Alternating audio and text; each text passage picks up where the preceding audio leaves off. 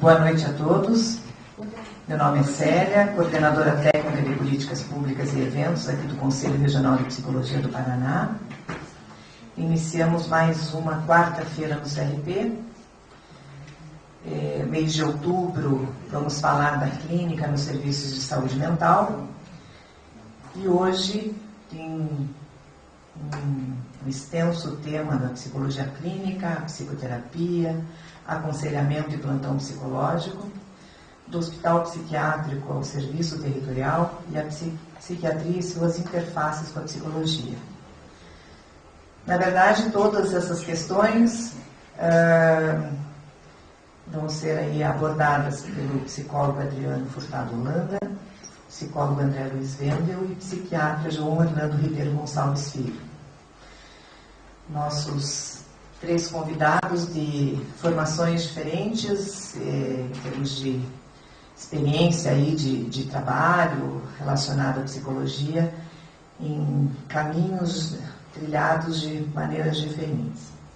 Adriano Holanda é graduado em psicologia,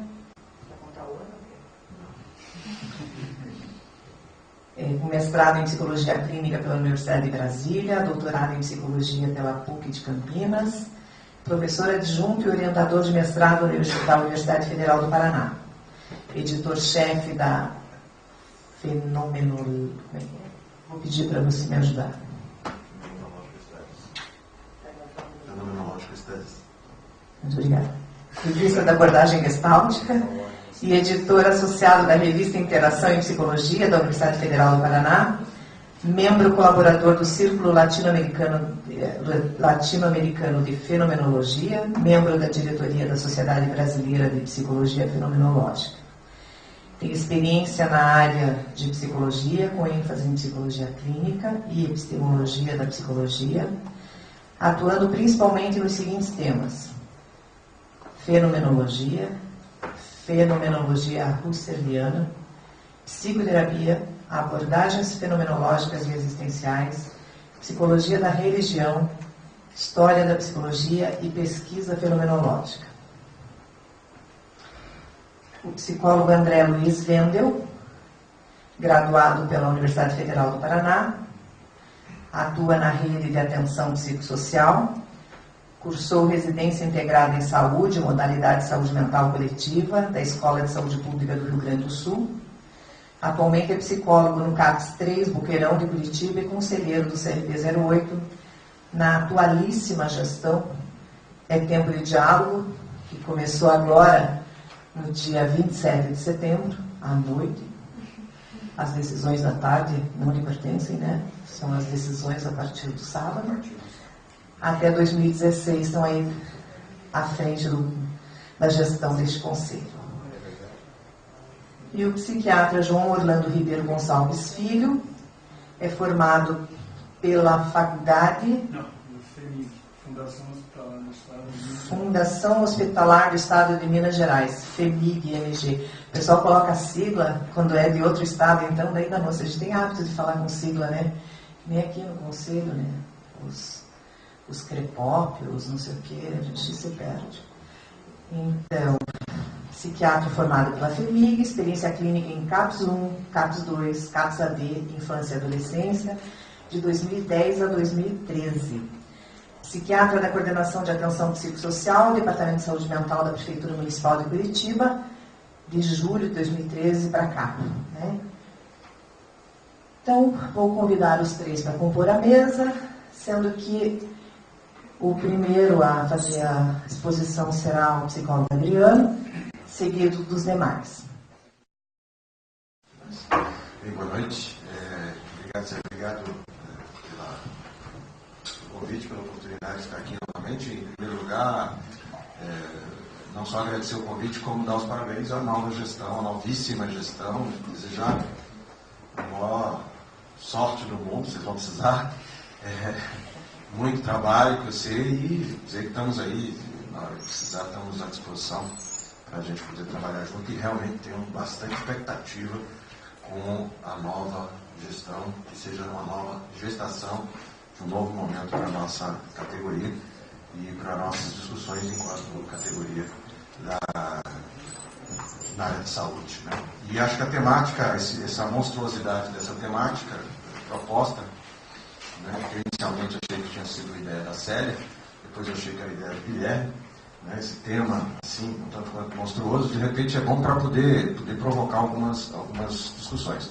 A minha fala aqui vai mais na direção de uma provocação mesmo, e de uma tentativa de rediscussão que eu quero crer que está começando a ter um terreno muito fértil para essa discussão, que é a discussão a respeito da clínica, a respeito das modalidades clínicas, vamos dizer assim, né? E aqui eu vou defender algumas coisas que eu sinceramente espero que sejam polêmicas, para que a gente possa discutir, porque acho que só com a polêmica que a gente constrói um caminho diferenciado. Dentre elas, dizer que a clínica é, do meu ponto de vista, o espaço privilegiado do lugar da psicologia.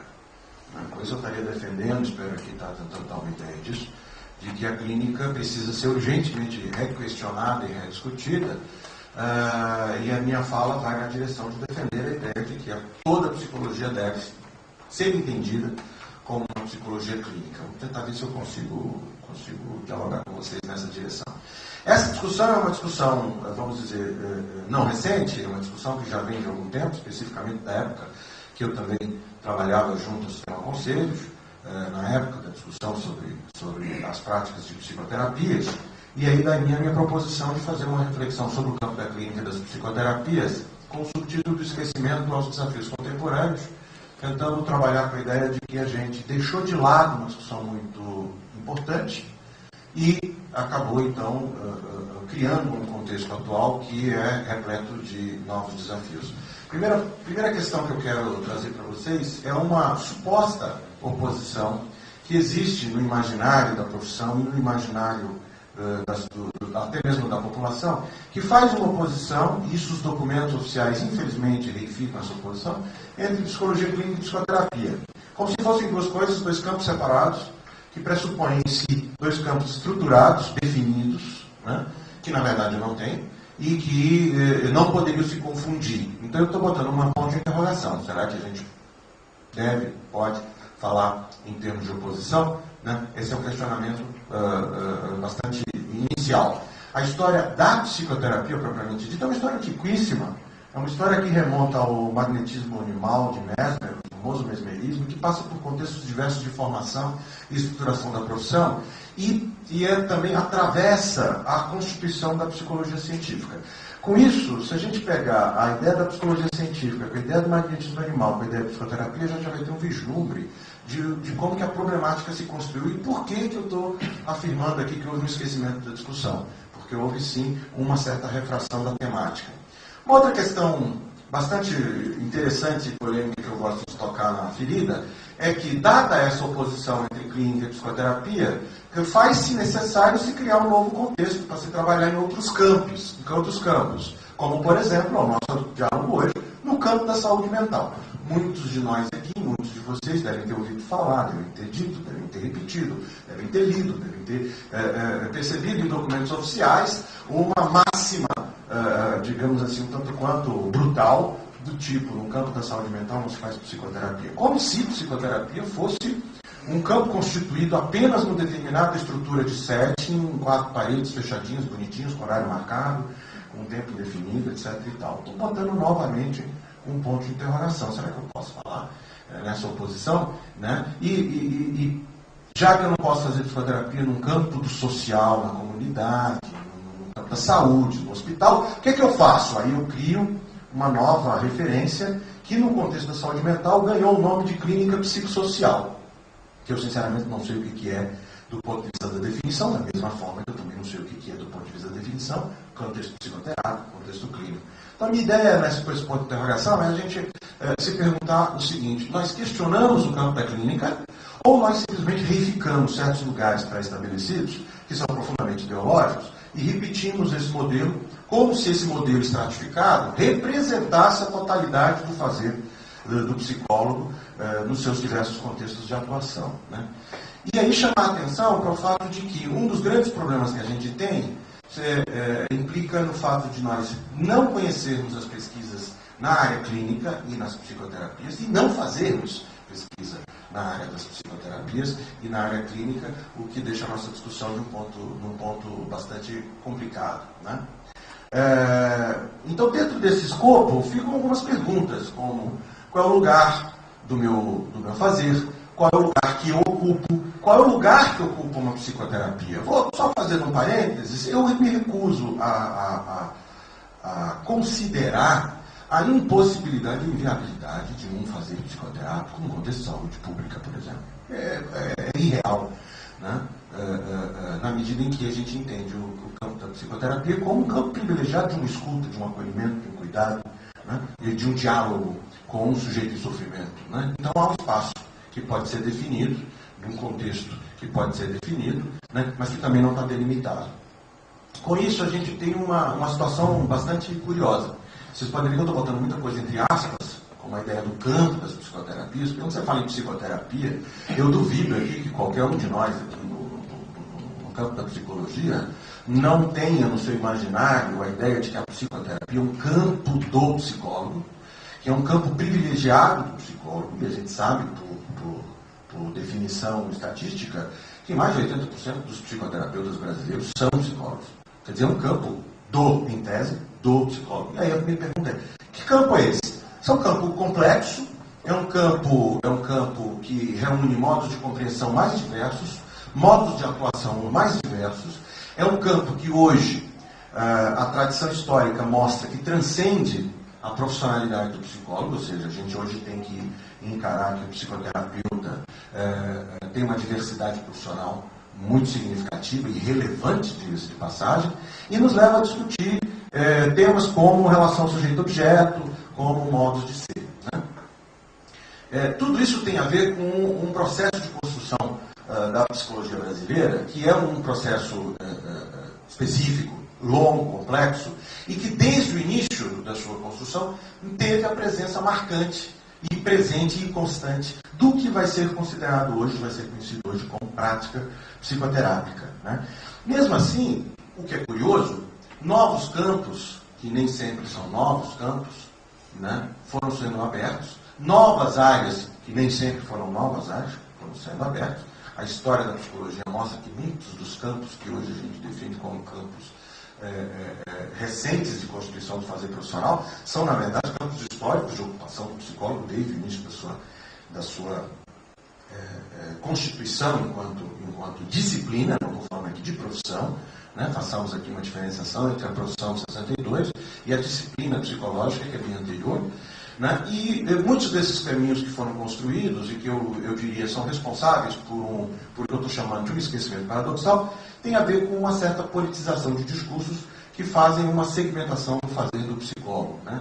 E aí eu volto um pouquinho na minha fala, de novo, na defesa da ideia da psicologia como clínica, como se fosse um campo macro, aonde, a partir deste olhar clínico, eu poderia ter um fazer diferenciado, né? Um exemplo muito típico que eu posso trazer para vocês é o fato que justifica, inclusive, a ocupação do campo das psicoterapias pelos psicólogos, diz respeito à história do lugar ocupado, né? Quem se formou no antigo currículo mínimo deve lembrar muito bem, né?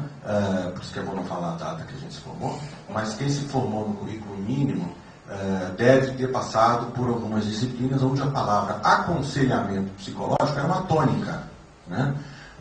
No antigo currículo mínimo, que remonta à década de 40, as primeiras elaborações sobre o currículo profissional na psicologia, o aconselhamento psicológico referia-se à prática usual do psicólogo, né? E não se esqueçam que isso está presente na própria lei, né? A própria lei de 62 ratificou o lugar do aconselhamento. Então, o aconselhamento era o lugar privilegiado da ação clínica, ou, digamos assim, era o entendimento da clínica para a psicologia. Tanto é que os primeiros serviços de estágio em psicologia eram serviços de aconselhamento psicológico, os famosos SAPs, né, que hoje foram transformados em Centros de Psicologia Aplicada, que é o nome mais usual, CPAs ou SPAs, né, mas que nasceram como SAPs.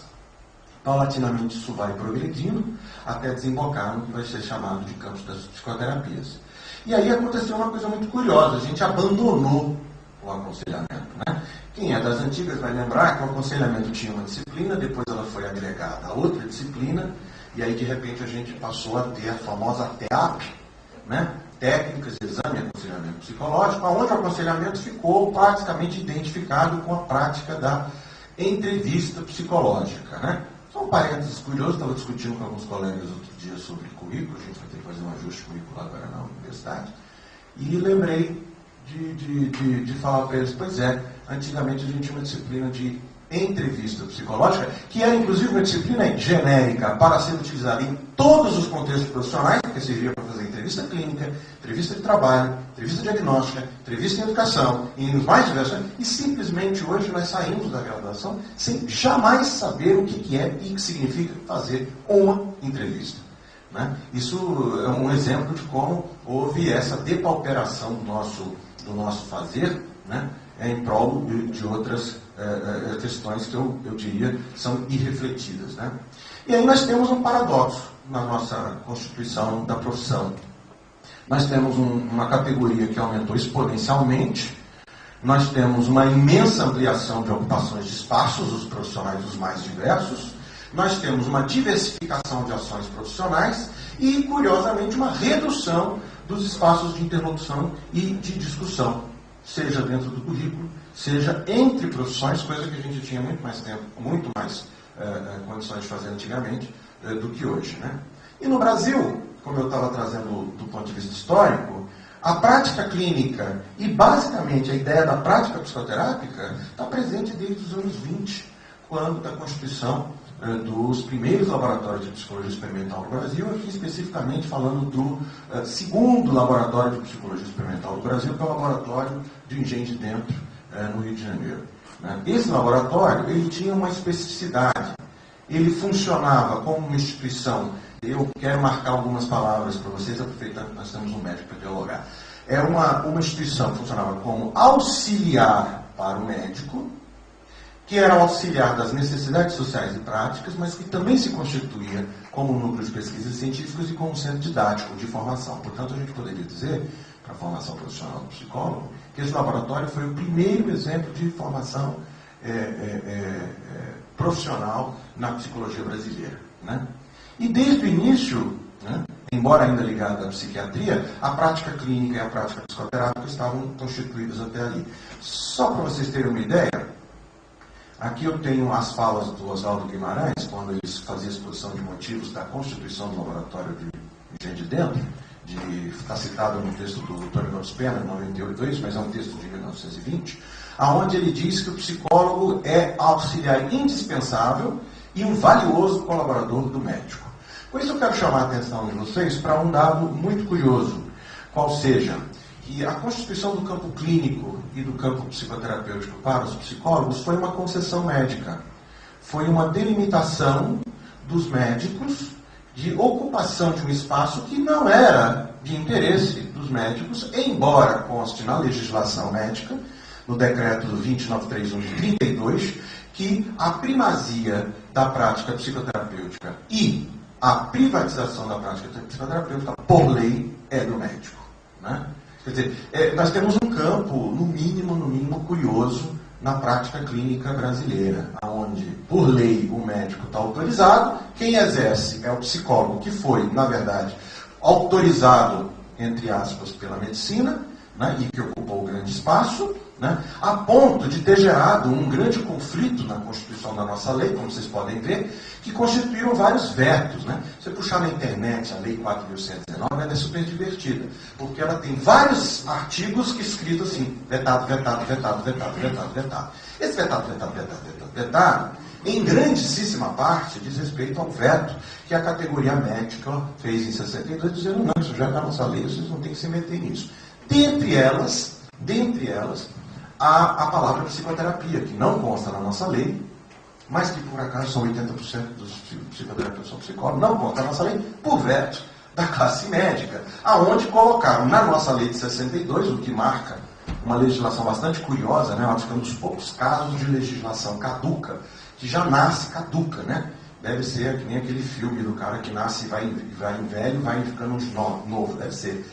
Que é o fato de que na nossa lei nos dá o direito de utilizar métodos e técnicas psicológicas, que eu quero crer que os meus colegas psicólogos não vão discordar comigo, que métodos e técnicas psicológicas é quase um ideário, é quase uma idealidade. Nenhum de nós é capaz de dizer o que são métodos e técnicas psicológicas, até hoje, né? Para solução de problemas de ajustamento.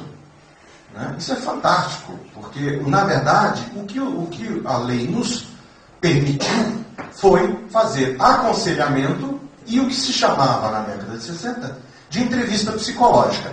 E eu pergunto para os meus caros colegas, se isso não é clínica, eu não sei o que mais é clínica. Isto é a constituição da própria profissão da psicologia. Daí um reforço para a minha tese da psicologia como clínica. Né? Mas, curiosamente, a gente associa a ideia de clínica à ideia de psicoterapia. Tanto é que se você fizer qualquer tipo de pesquisa com alunos, com profissionais ou com o usuário normal e perguntar qual é a área do psicólogo, ele vai dizer que ele é psicólogo clínico porque ele tem um consultório, né, particular. Ele é um psicólogo clínico porque ele trabalha também dentro de um hospital, mas ele não se identifica como psicólogo hospitalar. Ele é um psicólogo clínico se ele fizer, por exemplo, psicopedagogia clínica e por aí vai. E aí houve uma certa identificação com esse campo, que é um campo indefinido. Se vocês pegarem a tradição, própria tradição que tenta definir o campo da psicoterapia, por exemplo, nós não sabemos definir psicoterapia, muito menos clínica, porque a gente não discute clínica, mas vamos pegar o termo geral, que é o da psicoterapia. Se você pegar um clássico da literatura, que é o do Lewis Wolberg, né? The Technical Psychotherapy, que é um dos maiores, mais importantes textos já publicados na década de 60, final da década de 60, esse livro já trazia 39 definições diferentes de psicoterapia. Eu desafio vocês a ler as 39 definições e não encontrar essas 39 definições em praticamente todos os fazeres e agires, se é que existe essa palavra, da prática profissional do psicólogo. Né? E como eu tinha falado para vocês, isso estava no nosso currículo mínimo, embora, sendo uma tradição, nós tenhamos muita pouca formalização de conteúdo estabelecido. No Brasil, por exemplo, em português, vocês vão encontrar no máximo 5 ou 6 livros, eu botei 4 ou 5, saiu mais um. 5 ou 6 livros que falam de prática psicoterápica. Né? Aí eu pergunto para vocês, 5 ou 6 livros que marcam 80% da categoria, eu acho que tem aí no mínimo uma certa incongruência nisso daí. Então eu estava falando para vocês que nós tivemos alguns recursos. Dentre elas, a prática do aconselhamento. Né? Lembrando que a prática do aconselhamento está ligada à constituição do fazer psicológico enquanto formação. O primeiro centro de psicologia aplicada do Brasil, que é o da USP, né? Foi criado como centro de aconselhamento psicológico na década de 60. Né? E criamos então um paradoxo. Né? Um paradoxo. Eu quero defender, como eu já tentei fazer alguns anos atrás, a ressurreição. Né? Alguns anos atrás eu fiz a defesa da não mortandade. Hoje eu quero fazer a defesa da ressurreição do aconselhamento psicológico. Eu acho que a palavra aconselhamento ela é extremamente feliz por ela conseguir abarcar uma complexidade de totalidades de campo de ação clínica que vão além das ideologias teóricas, que para nós, eu diria, enquanto prática profissional, serão necessárias. Para quê?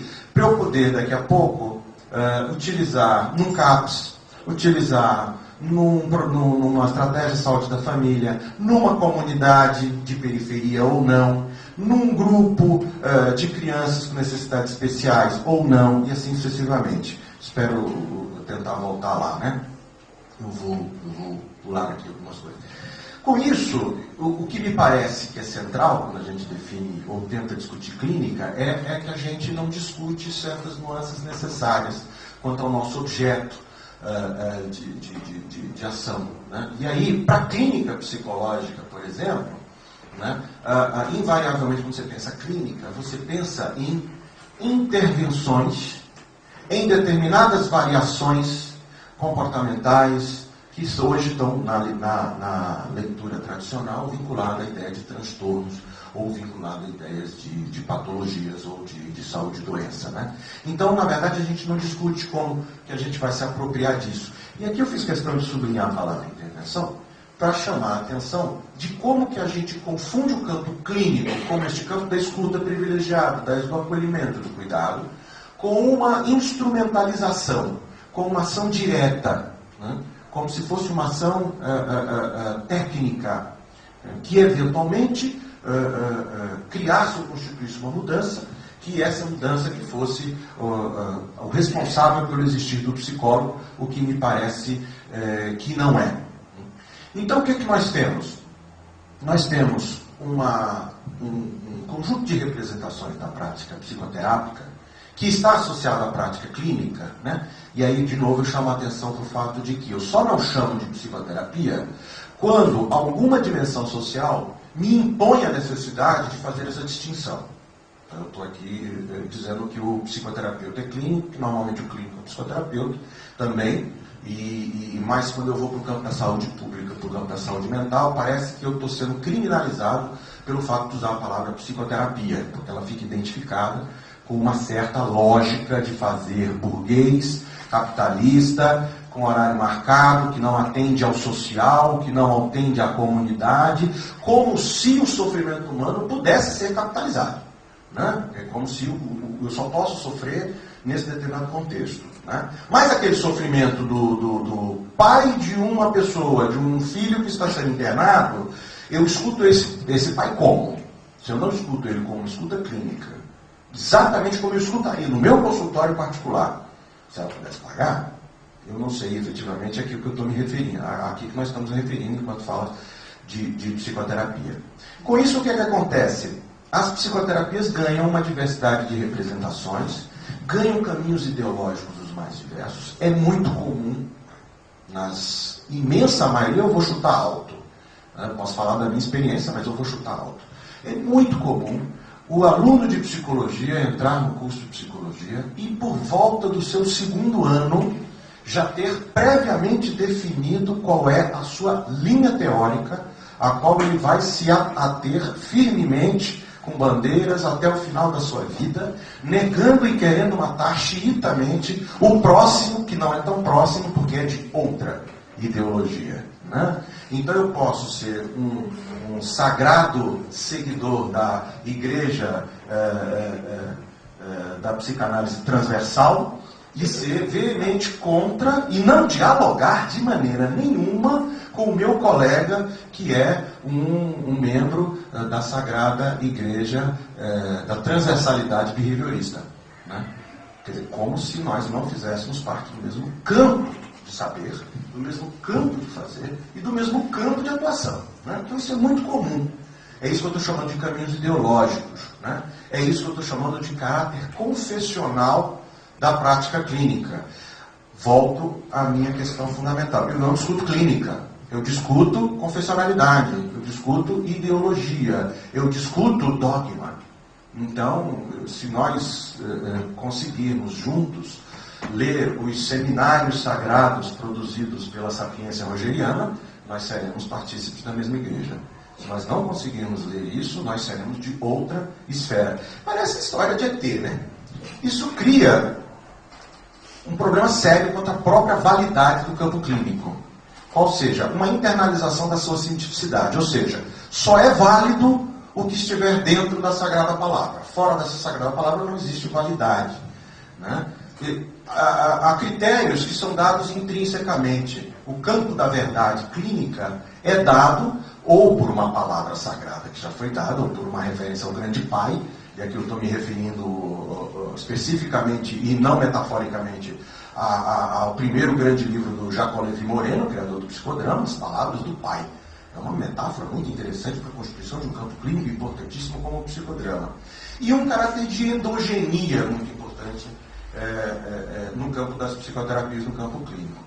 Por que eu estou insistindo na psicoterapia? Porque o profissional que vai trabalhar na saúde pública, o profissional que vai fazer concurso para trabalhar no CAPS, já vem com essa referência da sua formação profissional, já vem com seus estandartes, né? Parece escola de samba que chega num CAPS dizendo: eu tenho este estandarte, e este estandarte é que é a grande verdade. Está aí os últimos concursos públicos que não me deixam mentir e que me pedem questões absolutamente fora de propósito, do meu ponto de vista, para o que deveria ser a atuação profissional da psicologia. Né? Eu acho, sinceramente, colegas, eu espero que vocês sejam provocados com isso, que isso tudo delimita um caráter autocentrado, autofágico e excludente das práticas clínicas. Então é muitíssimo comum, vou dar um exemplo muito típico, que está muito próximo da gente, com uns colegas nossos aqui do mestrado, que trabalham com acompanhamento terapêutico, né, que veio fazer mestrado com acompanhamento terapêutico. O primeiro grande drama dele era dizer assim: mas eu faço um acompanhamento terapêutico diferente, porque 90% da literatura de acompanhamento terapêutico é psicanalítico. E eu falo para ele: qual é o problema?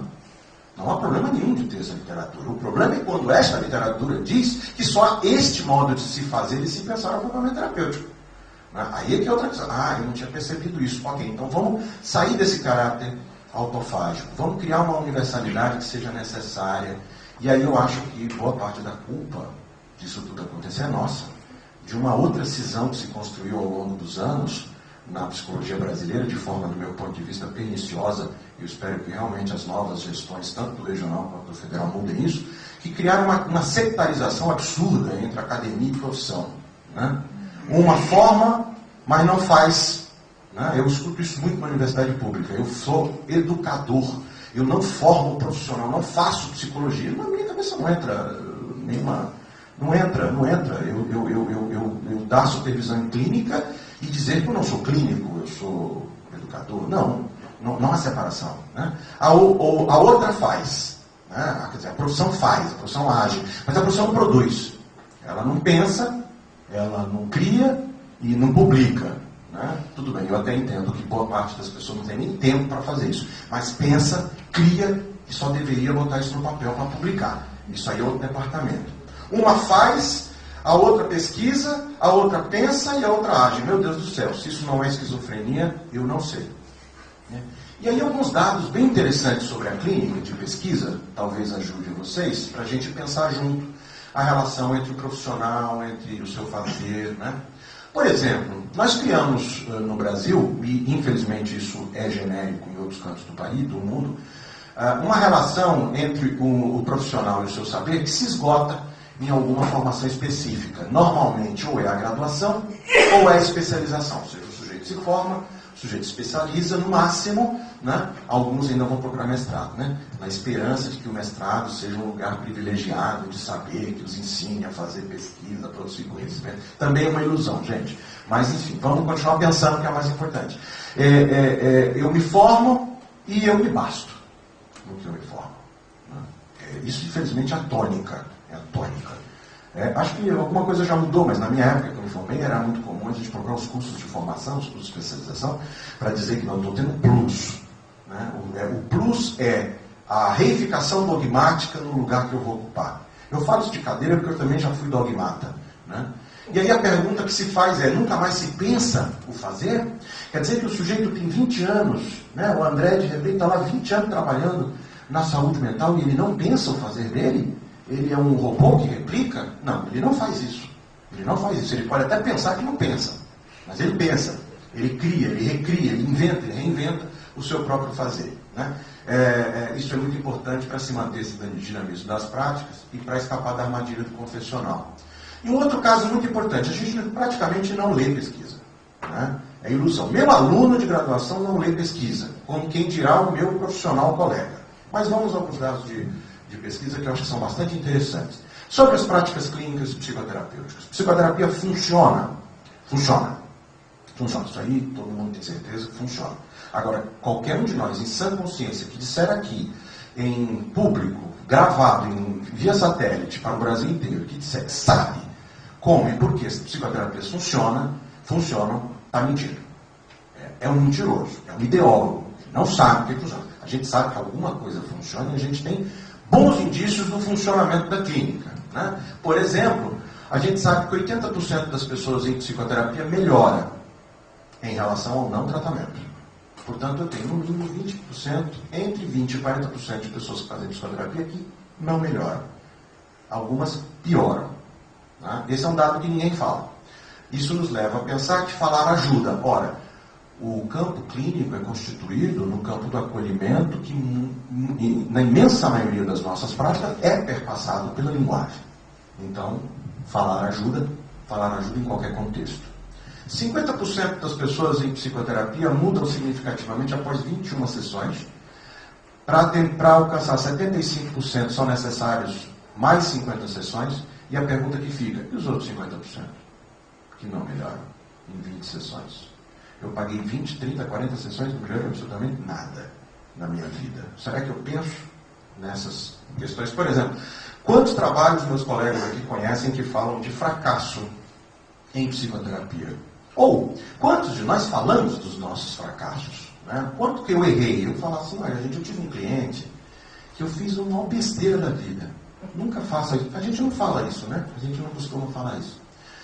Sobre o uso de pesquisas. Foi feita uma pesquisa na década de 80 que revelou que 73% dos terapeutas americanos não utilizavam resultados de pesquisas em suas práticas. Ou seja, eles faziam as práticas dele do mesmo jeito que aprenderam da primeira vez, da mesma maneira, de todo o tempo, da mesma forma.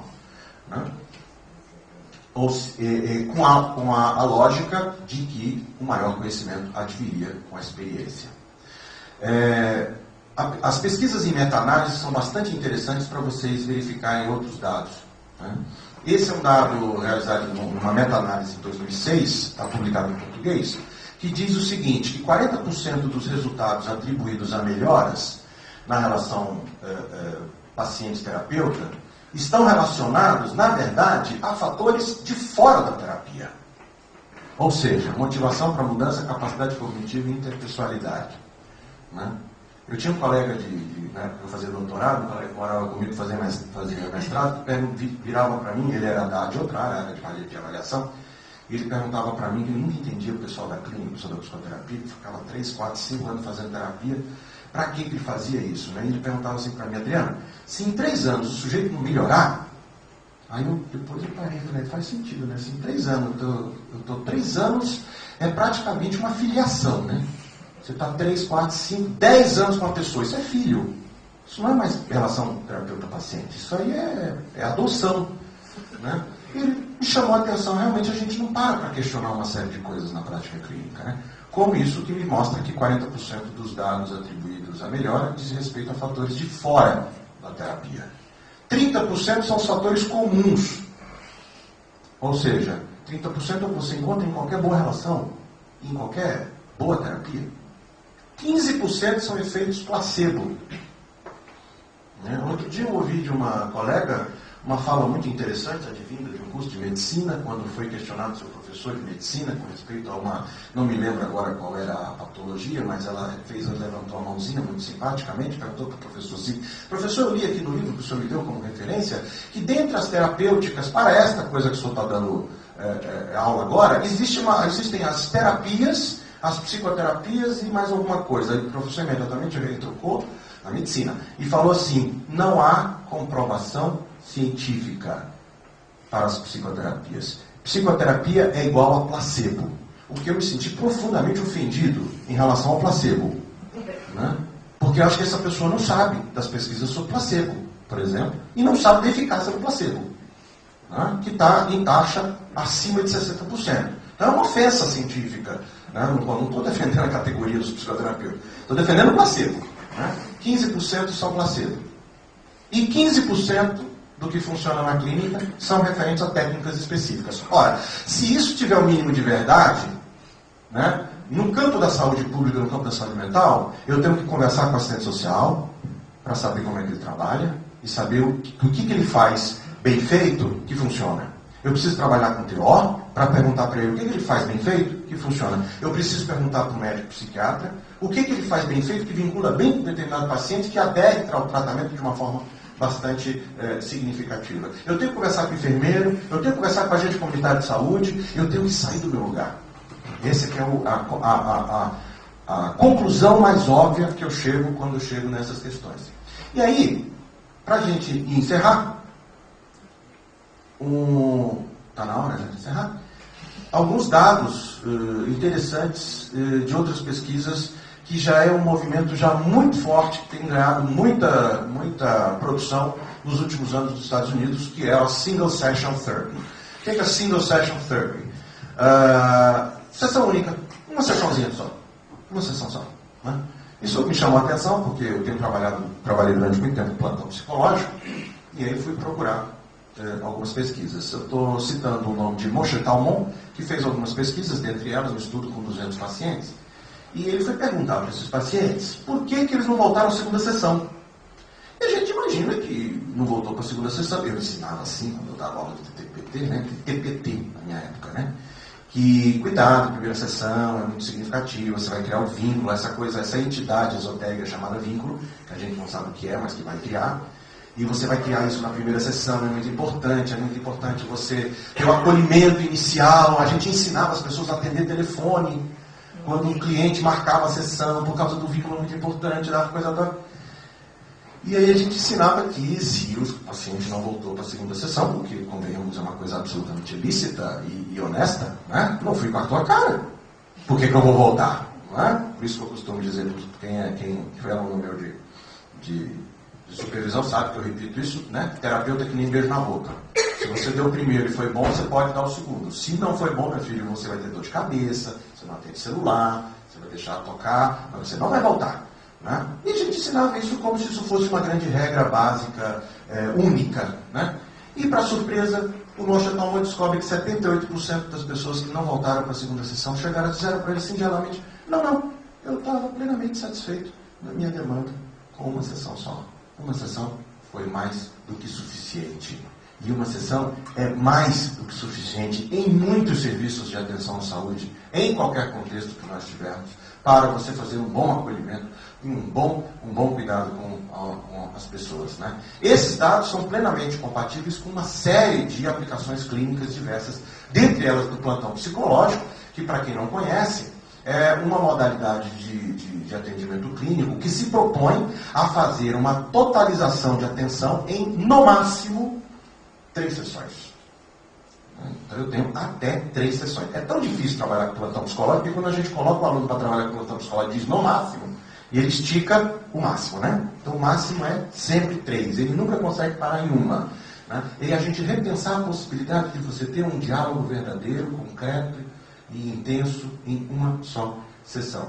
Isso já está na literatura clássica de psicoterapia breve, né? Quando a própria literatura da psicoterapia breve diz que não há uma consolidação temporal para a realização de uma psicoterapia. Portanto, eu estou aqui apontando para diversos modos de se fazer e de se pensar a clínica.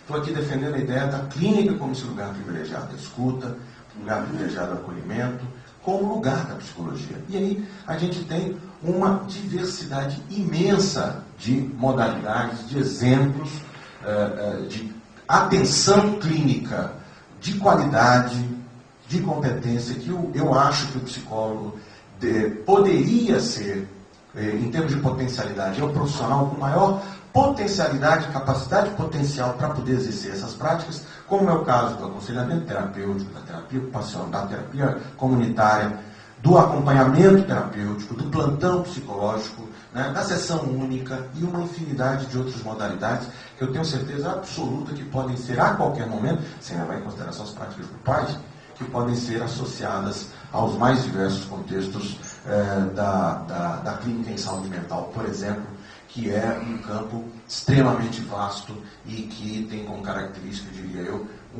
a transcendência do locus, do lugar que ela ocupa.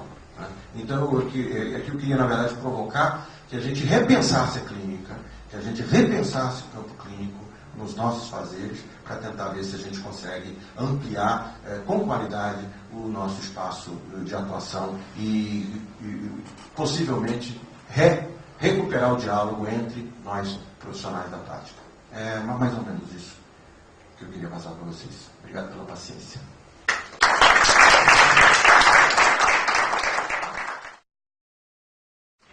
Que interessante começar a falar agora depois de tanta desconstrução, né? Não, mas eu já estava vacinado, eu já tinha participar de uma mesa antes com o Adriano, eu já estava vacinado, então eu já vim preparado, sabe? Eu sabia que a fala dele ia impressionar bastante vocês, e que vocês iam ficar pensando na fala dele durante a minha, e eu passar. Mas na verdade eu vou exigir de vocês um salto grande, porque eu vou falar de um assunto que, pelo menos do ponto de vista que eu quero abordar aqui, é bastante diferente, que é esse subtítulo, né, do Hospital Psiquiátrico ao Serviço Territorial, porque a gente está falando, né, nesse mês aqui do Conselho, a gente está falando de clínica em serviços de saúde mental, e aí essa tarefa de falar do Hospital Psiquiátrico ao Serviço Territorial me saltou uma palavra, reforma, mudança, né? Reforma é a palavra que me veio na cabeça, pensando, claro, na reforma psiquiátrica. Ela podia ser questionada, esse termo, né? Eu tive um professor, aliás, 2 professores na minha residência que eram psicólogos e que questionavam muito essa coisa da reforma psiquiátrica no Brasil. Como assim reforma psiquiátrica? A psiquiatria nunca quis se reformar. O que se reforma é o campo da saúde mental. Nunca houve um movimento da psiquiatria nesse entendimento de vamos reformar o modelo de atenção. É uma crítica. Mas, em todo caso, quando se fala do hospital psiquiátrico, e esse foi, né, o tema da minha fala, assim, que foi no passado, né, do hospital psiquiátrico ao serviço territorial, então tem uma mudança, tem uma quebra, tem uma ruptura, tem uma nova forma de fazer alguma coisa que seja a clínica da atenção psicossocial. Então, e é para falar, então, de reforma que eu vim aqui hoje conversar com vocês, e eu dividi minha fala em duas partes, vamos dizer assim. Gostaria de falar um pouco do que é, então, uma mudança de paradigma um pouco mais basilar, assim, não restrita ao campo da saúde mental, mas talvez ao campo da saúde, porque, na verdade, a saúde mental esse campo da saúde mental está se reformando, está pensando em novos modelos de atenção. Eu entendo que ele segue uma linha que é muito maior e que, enfim, que é de um novo conceito de saúde, de uma forma geral, que a gente vem desenvolvendo ao longo do último século, vamos dizer assim, algumas transformações. E depois eu gostaria de falar um pouquinho já que eu tenho a clínica, de pensar numa modalidade clínica que tem tudo a ver com reforma, tanto do ponto de vista da origem, quanto do ponto de vista do desenvolvimento, e especialmente hoje, no cenário que a gente vive, no processo de reforma da saúde mental no Brasil, um dispositivo altamente recomendável, sobre o qual a gente pouco reflete, pouco pensa, que são os grupos. Os grupos, e aí é interessante que de tantas modalidades que você citou, Adriano, na tua fala, algumas inclusive para mim, a single session therapy, que é novidade, enfim, você disse, sem falar dos grupos, né? Acho muito interessante, então, porque assim, acho que a gente não tem acho que talvez consiga contemplar a complementaridade que eu esperava aqui. Vou falar de alguns conceitos, mas não vim aqui para me aprofundar neles, nem para transmiti-los para vocês. Vou precisar citar alguns autores, mas eu quero pedir licença para fazer uma fala bem pessoal, assim, a partir dessa minha experiência. Eu trabalho há 5 anos, desde que me formei, trabalho com a atenção psicossocial, nesse contexto mais ampliado que a gente tem hoje. Então, para começar, dizer que reforma, como a gente vem construindo esse entendimento no Fórum de CAPES, que eu faço parte junto com o João, reforma não é construir uma edícula lá no fundo do terreno, sabe? Reforma não é pintar a parede de outra cor, sabe? Reforma é derrubar a parede. Reforma é redistribuir os cômodos da casa. Ninguém diz, vou reformar a minha casa, vou pintá-la de amarelo. Não é assim que funciona. A reforma implica uma ruptura, né? Não é um acréscimo, é uma desconstrução e uma nova construção, né? E aí a gente tem que questionar, então, as verdades estabelecidas, né?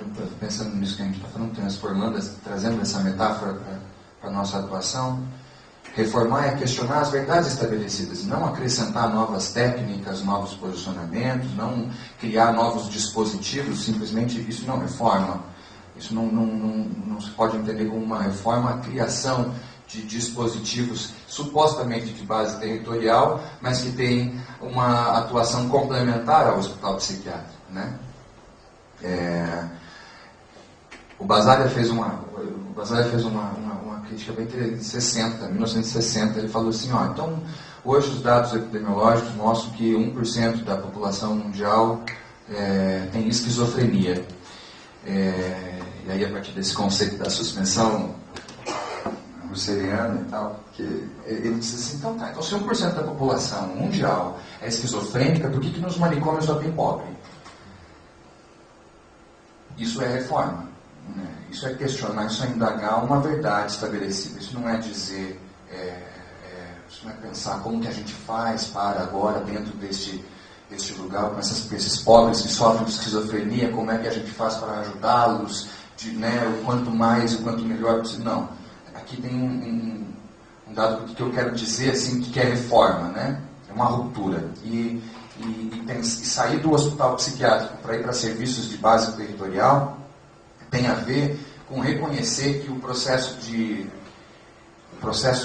saúde e doença, o processo de adoecimento em si, ele não é um processo simplesmente natural, ele não é um processo simplesmente biológico, orgânico, mas ele é determinado socialmente.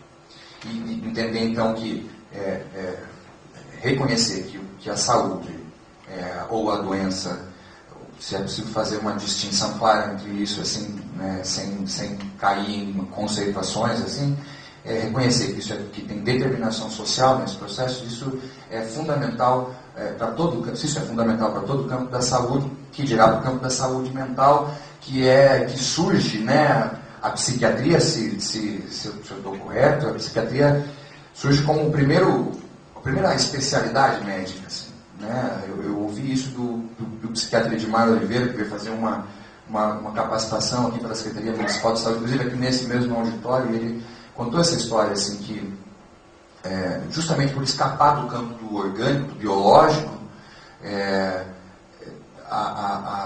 algo que ultrapassa a medicina acontece com a saúde mental, e por isso a psiquiatria teria surgido como um especialismo médico daqueles que se dispuseram a investigar esse campo que ultrapassa o naturalismo, assim. Então a minha fala aqui, para falar de reforma, eu acho que não vou falar da saída do manicômio, do fechamento dos manicômios, ou dos marcos legais que pensavam uma redistribuição dos financiamentos para criar uma rede substitutiva, mas sim falar de uma mudança de paradigma importante, que é da saúde pública para a saúde coletiva. Quero fazer umas considerações para pensar que essa troca de significantes não é simples, assim, ela é bastante significativa e tampouco ela, por mais atual que seja essa discussão, talvez é muito fácil a gente entender qual é a diferença entre saúde pública e saúde coletiva. Elas são tomadas como sinônimos naturalmente, mas na verdade são diferentes modalidades de discurso, tem epistemologias diferentes, tem origens históricas diferentes. E assim, a saúde pública tem um campo muito claro de fundação, assim, que é a biologia. A saúde pública, ela surge com o advento da sociedade, da Revolução Industrial, o entendimento do Estado de que sua maior riqueza é a força de trabalho, e essa mudança que exigiu ou implicou, provocou um investimento político da medicina. Então, a medicina passa a desenvolver uma nova estruturação das cidades, por exemplo. As epidemias foram um campo principal de atuação, de surgimento de uma noção de uma saúde pública. O Estado entendido como nessa hegemonia, assim, na gestão das relações, e aí das relações sociais, e aí o que a medicina vem contribuir para que não é mais possível considerar a saúde das individualidades sem considerar o contexto em que esse sujeito vive, sem considerar, por exemplo, que não há saneamento básico. Então, entram questões, a saúde pública surge nesse paradigma do biológico, e aí invocando cientificidade, porque com o avanço das pesquisas, o avanço da medicina, então, isso acaba criando um caráter universal, né? Para todos é importante ter o saneamento básico, é verdade. Para todos é importante ter uma estrutura de cidade que permita um fluxo mais saudável, um itinerário mais saudável para a população. E isso acaba silenciando tudo que é da ordem do simbólico e tudo que é da ordem do histórico, tudo que é da ordem do cultural nos processos de adoecimento, e isso atinge diretamente o nosso campo da saúde mental. Se a gente for considerar que as relações do sujeito com o seu próprio corpo, das relações do sujeito com outros sujeitos, com as coisas em geral, com as instituições, se a gente for considerar que essas relações são todas mediadas por códigos culturais, por um processo histórico determinante, constituinte, né, do que é para este sujeito, que são para este sujeito essas relações, a gente não pode entender que o processo de adoecimento é da ordem do biológico, da ordem do natural. Há uma outra coisa, há algo que escapa da medicina, que é esse simbólico, essa construção de um singular, né?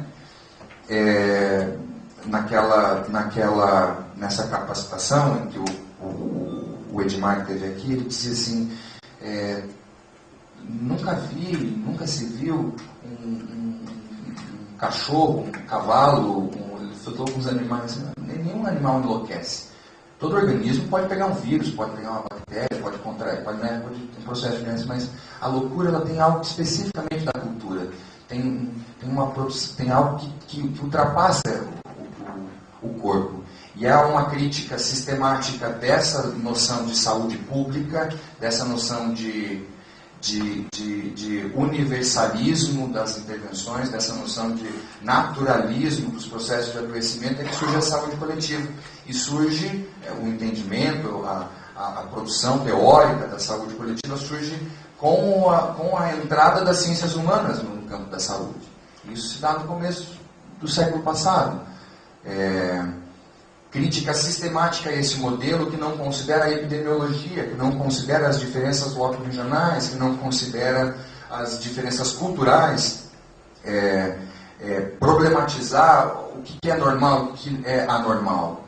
Vem um questionamento disso a partir do ingresso de profissionais não médicos, de ideologias não naturalistas, no entendimento da saúde, na construção de políticas de saúde, modelos de atenção.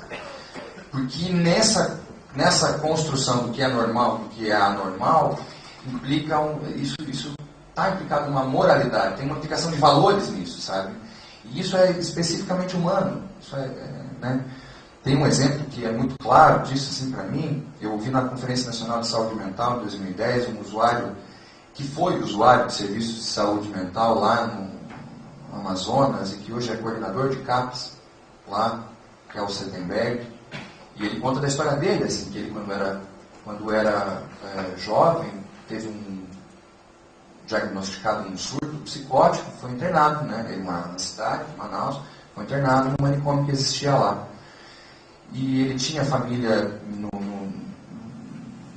numa região ribeirinha lá em Manaus, o pessoal que as mulheres da comunidade viviam da produção de mandioca, plantavam mandioca, manufaturava não, né?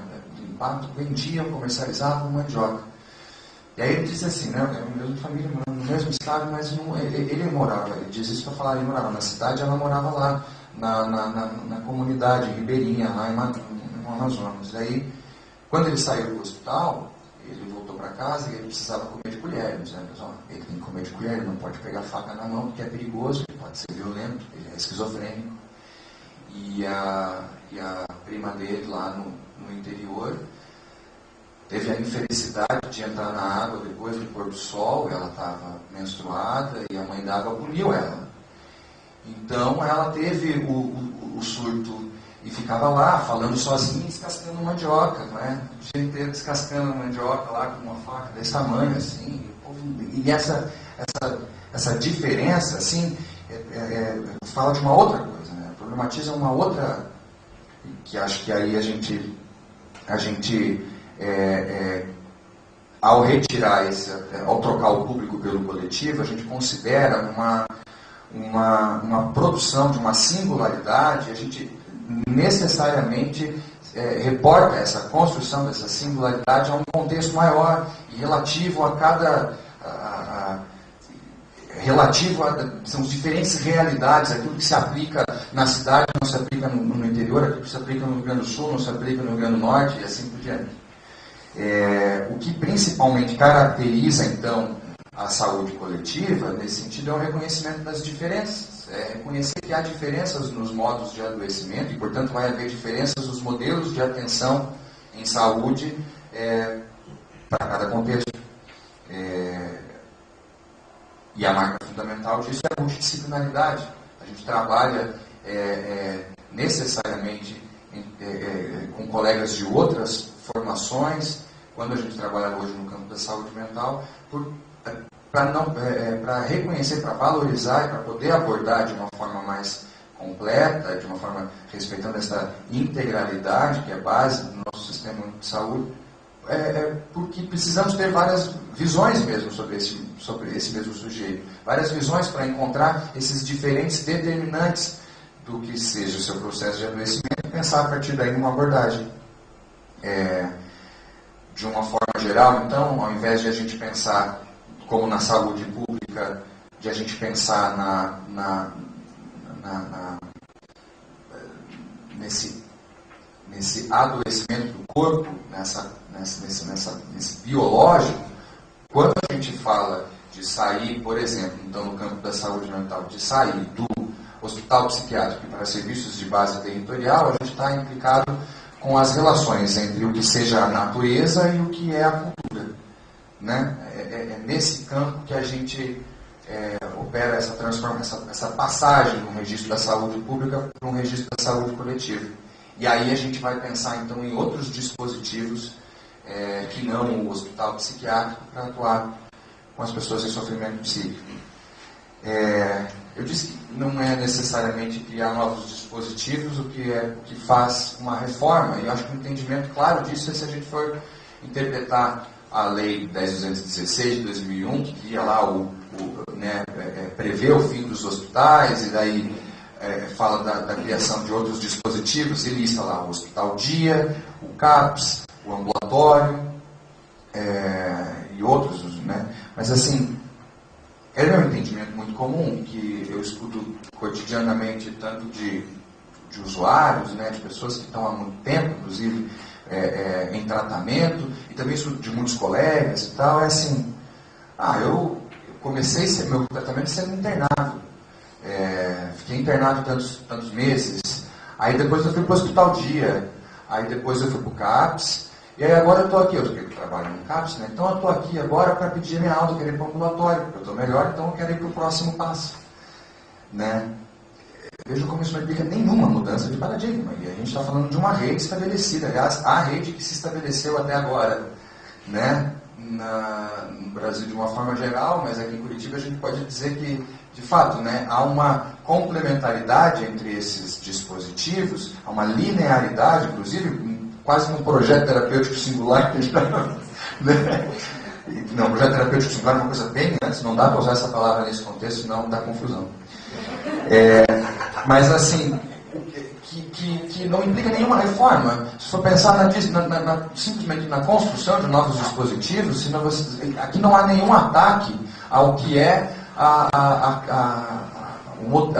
atenção, né? A clínica. Vou falar, estou com medo de usar essa palavra, vou dizer, a clínica que se faz, né, com a pessoa em sofrimento psíquico. Isso não é base territorial, por exemplo, não tem base territorial nenhuma aqui.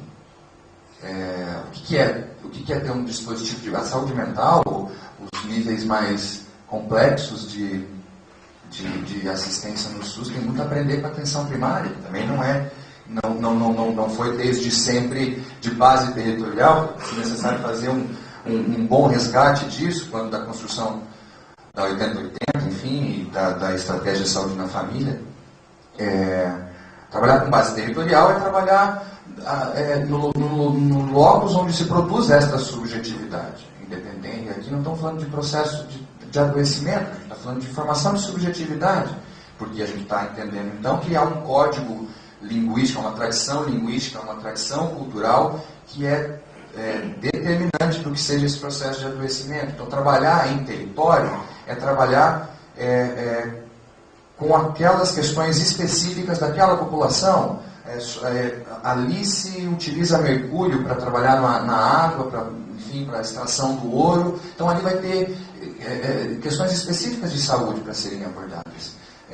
Em Curitiba, nós temos uma cultura muito fechada, o pessoal não gosta muito de cumprimentar, não gosta muito de ir na casa do outro, não gosta muito de gente que é de fora, não diz bom dia para o cobrador.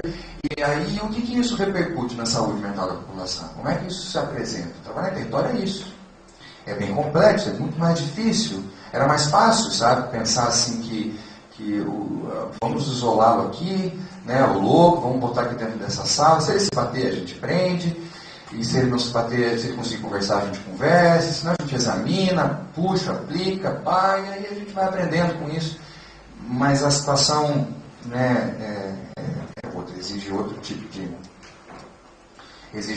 de abordagem. Então, assim, pensar que uma reforma, pensar então que é uma mudança de paradigma, que é necessário sair do registro sair do hospital para ir para os serviços de base territorial, nesse registro que eu quero trazer para vocês hoje, é pensar que a gente tem que sair de um pensamento da saúde pública, que por ser universalizante, por pensar numa forma como se todos fossem iguais, segrega algumas importantes porções da população, sabe? Hoje, se vocês entendem, não sei se vocês vão concordar comigo, mas simplesmente dizer que você usa o SUS, que você depende do SUS, para muita gente é sinônimo de vergonha, porque a saúde pública ela cria aí, porque essa visão naturalista, assim, cria esse tipo de segmentação. Então é vantagem você, né, tem uma construção a partir daí. E pensar numa reforma, e aí pensar na clínica em si, né, que é o nosso tema do mês, assim, eu achei importante falar um pouco de grupos terapêuticos, porque grupos terapêuticos foram... as proposições de grupos são justamente tentativas de reforma de modelos de atenção.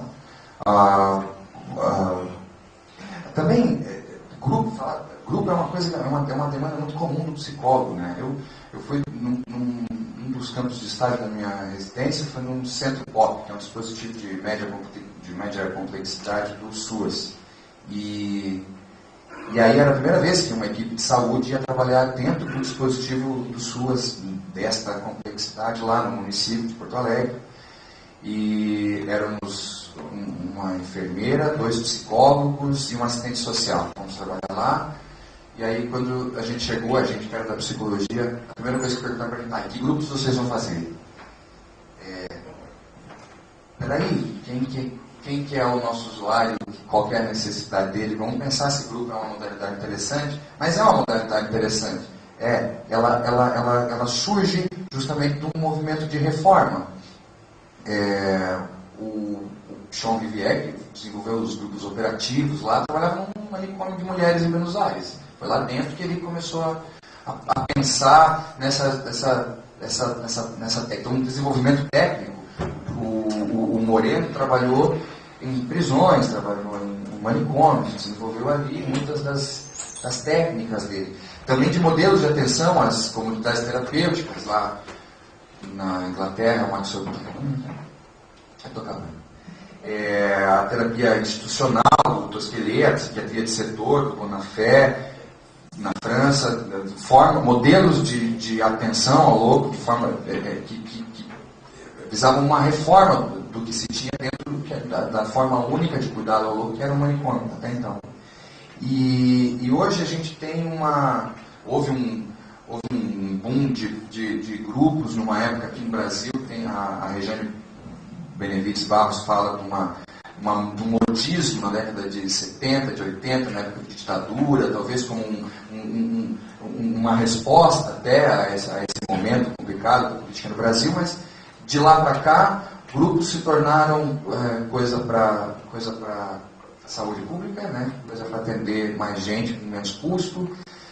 Grupo se tornou, numa visão bem otimista, assim, o grupo se tornou uma técnica em si, assim, e aí ele acaba tendo uma substancialização que é muito problemática, sabe? O grupo vira sabe? O grupo vira o grupo, ele é um indivíduo novo. Então eu psicólogo, fazendo grupo, estou lidando com um indivíduo. Ele é um indivíduo dividido em 50 partes numa sala, mas é uma totalidade, quando o grupo, na verdade, é outra coisa. O grupo é dinâmico, né? O grupo tem uma outra representação, e aí, assim, existe um efeito econômico circunstancial, é inegável. Não posso dizer aqui que não, porque senão existem muitos colegas meus por aí que são mentirosos, existem políticas por aí, existe aquele pessoa que me recebeu e disse qual grupo você vai fazer, está completamente errado, e não é por aí. Tem uma baita razão em se pensar nesse efeito econômico e pontual das terapias de grupo. Mas a gente precisa deixar de lado mas a gente precisa avançar no entendimento dos grupos para pensar neles como produtores de subjetividade. O grupo é no encontro com a alteridade que se dá esta produção de subjetividade que eu quero me referir. Então o grupo ele não é simplesmente um reabilitador, ele não é simplesmente mais um dispositivo para moldar comportamentos. No CAPS que eu trabalho hoje, a gente passa por uma situação bem específica, assim. Ele teve as portas abertas com o fechamento de outras 2 clínicas que então precisou dar conta de uma demanda muito grande. Então o CAPS já teve as portas abertas com 400 usuários e uma equipe, né, completa do ponto de vista da legislação, mas mínima, né, e que tinha muita dificuldade e continua tendo muita dificuldade para dar conta dessa demanda. Então vamos fazer grupos.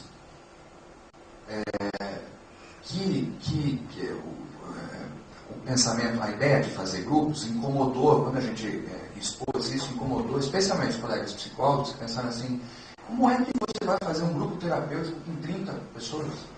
Como é que você vai fazer um grupo terapêutico com 40 pessoas? Eu tive, nesta sexta-feira, agora, dia da posse, inclusive, 51 pessoas no grupo comigo, no CAPS. Como é que eu vou chamar esse grupo terapêutico? Pois não chame, não é terapêutico. Eu não chamo, não é um grupo terapêutico. Eu não estou fazendo esse grupo para consertar as pessoas, sabe? Não é um grupo terapêutico. Me desculpe, mas ele é um grupo que produz alguma coisa. Eu até achei interessante a forma como a Regiane Benevides Barros diz, e eu quis trazer literalmente a fala dela, que é assim: o grupo é um dispositivo que põe a funcionar máquinas de desmanchamento do indivíduo, que acionam, máquinas de desmanchamento, que acionam movimentos no que deixamos de ser, no encontro com a alteridade e no deslizar pela superfície daquilo que estamos em via de diferir e nos tornar. Olha que bonito. Mas é verdade. É disso que se trata. Grupos não é... O grupo não é não é pela técnica em si, não é pelo efeito econômico, circunstancial, mas é porque ele produz inclusão, que é um pilar, é um dos pilares desse movimento de reforma, de saída do hospital psiquiátrico para os dispositivos territoriais. Porque ele quebra com esse paradigma que nós temos de que nós estamos ali para fazer terapia, né? O CAPS seria um lugar de produção e de reprodução de vida. Ele não é apenas um lugar de reabilitação.